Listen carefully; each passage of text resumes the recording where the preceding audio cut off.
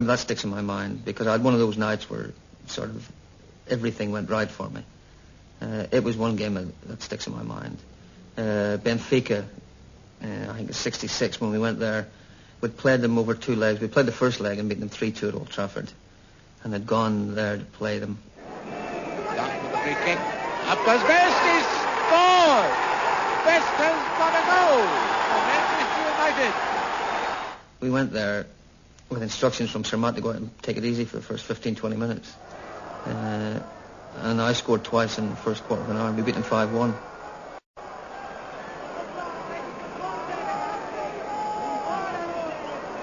Here comes Best again. What a player this boy is. He's got another. What a player. And I was around about 19. That was the start of the Beatle thing. You know, my long hair. And it was the Portuguese press, really, who started the fifth Beatle thing.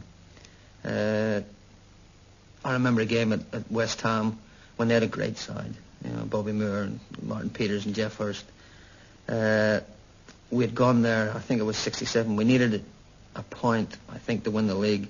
We went there and went out and massacred and beat them 5-1. You know, and I think, you know, today, what would teams go away from home needing a point? How would they play? Very few would go out and win 5-1. You know, so a lot of great games and great memories. Once, though, you went one better than that on your own. Of course, the Northampton game. You know, I'd been suspended for a month, and we were playing Northampton in the Cup. And there had been talk about me should Sir Matt bring me back because the team had been doing quite well without me. Anyway, he brought me back and I scored 6 goals after being suspended for a month. I think I can remember almost every goal I scored. I remember one against Sheffield United. I picked the ball up and it was one of those situations where they kept pushing me wider and wider until I think they thought eventually I'd gone so wide it was impossible to score from where I was. And I hit it and I think I hit the far post. And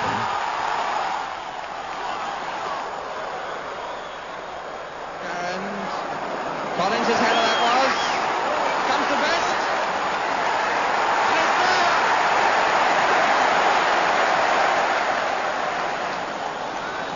Open.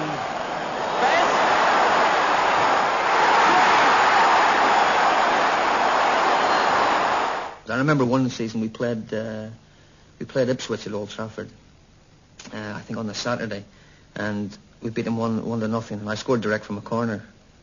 And Bobby Robson had said that it was a fluke. Anyone that scores direct from a corner, it's a fluke. You know, no one ever tries to do it. And he was quite annoyed, and we played him the following week in the Cup at Ipswich. And the first corner we got, I went across to take it, and I looked over at him, and I took the corner and it curled right across everyone's head and hit the far post. And it was if it had gone in, I think I'd have retired then. That would have been... And I looked across and he just went, you know, what can you say? Little things like that. But I used to do things like that for fun because it was fun to me. And I used to try things like that and do things a little bit different because I always felt like an entertainer out there. And I knew I could get the crowd excited by doing little things like that and trying things differently. You know, if I was playing against a player in particular who was giving me a hard time, who was getting stuck in, you know, I would stand on the ball and tell him to come and get it off me, and the crowd went crazy, and I loved it. You know, it was great. To me, it was pure theatre. I did it on purpose because I knew it got the crowd excited. But unfortunately, today, if you do that, they would call it inciting the crowd. That's the difference today. May the 29th, 1968, was to be the night Wembley paid tribute to Manchester United. The difficult part of the European Cup had been done with the semi-final defeat of Real Madrid. But as Bobby Charlton exchanged pennants with Benfica's Kaluna, thoughts of a formality were quickly dispelled in a torrid first half, notable for some physical assaults on Best and the constant whistling of Lobella, the Italian referee. Eyes of the world on both teams and the hopes of every Briton behind United, the second half got underway. The Busby boys seemed fired with a new enthusiasm and stormed into the attack. United's football was full of fire. Enrique had to concede a corner to keep that one out.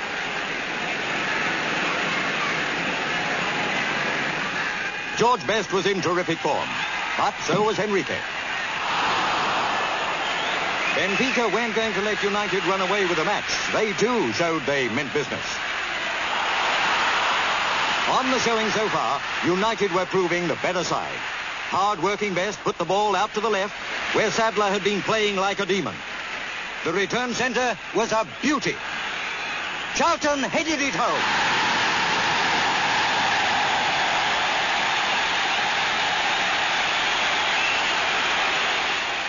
What a tonic for the fans. United won up in the 55th minute and going all out for another one.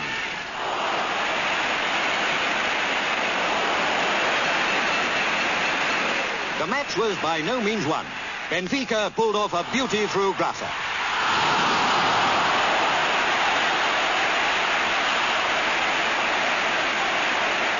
One all and time running out. Stepney was a wonder goalkeeper to stop that rocket from the big cannon boot of Eusebio, and the great Portuguese star sportingly acknowledged it. But that wasn't it. 90 minutes up and still deadlock. Funny enough, I know that I hadn't played well because I started picking out after the final the 2 or 3 things that pleased me, and they stuck in my mind. That's when I knew that I hadn't played up to the standards I expected for myself. And really, we hadn't played well as a team over 90 minutes. But the extra time, I mean, you can forget the other 90 minutes. I mean, it was the European Cup final, the extra time. And the fact, the goal I scored, the first goal in overtime, didn't wipe away the previous 90 minutes from my point of view, but it did for everybody else.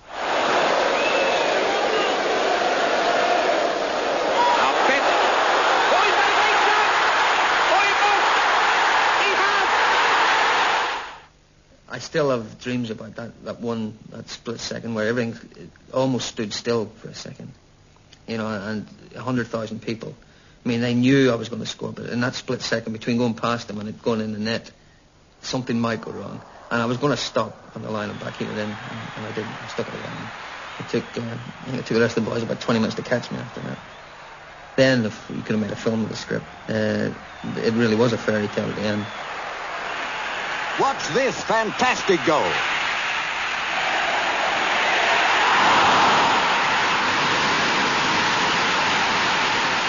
My, oh my, how they cheered Kid, the birthday boy, for that super header. Even Stepney joined in. The Benfica fire had nearly been extinguished. But where United finished, not on your life. Bobby Charlton made it 4-1. Manchester United had well and truly done it. They were supreme soccer champions of Europe. At last, Matt Busby, the maestro of Manchester United, had groomed a team great enough to beat Europe's best. He was king of soccer. His wonderful 11 men were all princes.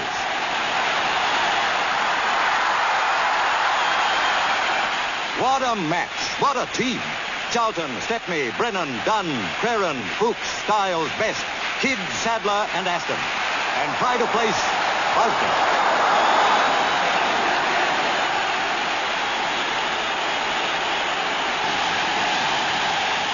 Were you actually living fairly lively life during those successful years? I mean, didn't suddenly arrive? I'd been enjoying myself while we were... I was a normal, healthy human being. I didn't drink. I enjoyed a couple of beers with the boys. I enjoyed being one of the boys. And I enjoyed men's things. You know, I went and played snooker. I loved the game of snooker. I went to the bowling alley with the boys.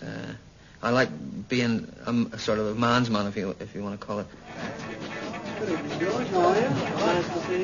But I also happen to enjoy women's company, and because of who I was, of course, it was an easy situation to be in as far as, let's say, pulling birds, if you want to call it that, was concerned.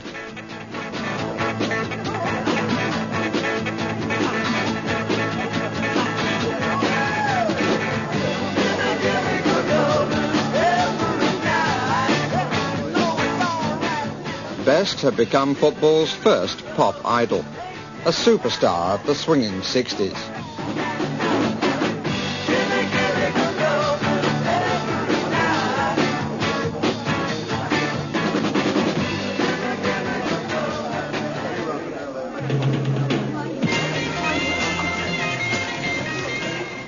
My face was more in pop magazines than it was in football magazines.